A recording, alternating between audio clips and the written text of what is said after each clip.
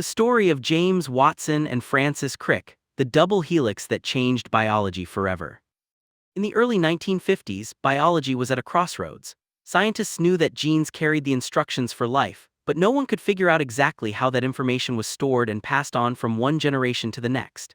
Everyone agreed the answer lay inside DNA, deoxyribonucleic acid, a molecule that had been discovered decades earlier but remained a mystery. The race begins.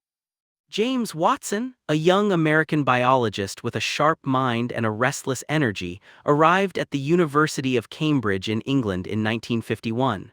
There, he met Francis Crick, an older, exuberant British physicist-turned-biologist who loved big ideas and loud debates. At the time, several research teams around the world, including one led by Linus Pauling in the USA and another at King's College London, were competing to unlock the secret of DNA's structure. Whoever succeeded would revolutionize science. Watson and Crick believed that if they could figure out the shape of DNA, they could explain how it worked. But they didn't have the best experimental data. Instead, they had brains, boldness, and the ability to piece together clues like detectives in a molecular mystery. A crucial clue from X-ray images. At King's College London, Rosalind Franklin and Maurice Wilkins were using a cutting-edge technique called X-ray crystallography to take photographs of DNA fibers.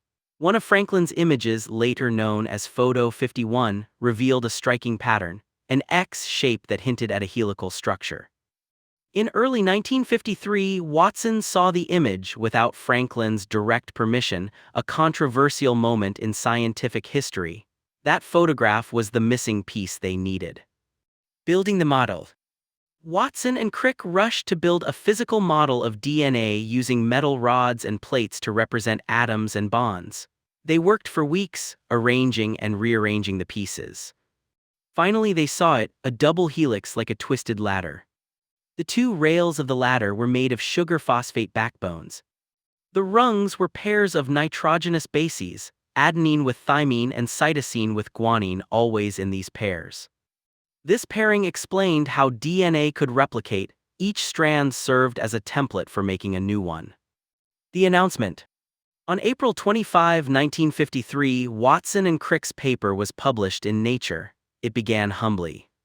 We wish to suggest a structure for the salt of deoxyribonucleic acid DNA. This structure has novel features which are of considerable biological interest. Behind those calm words was a discovery that transformed biology, medicine, and genetics forever. Legacy and controversy. In 1962, Watson, Crick, and Wilkins won the Nobel Prize.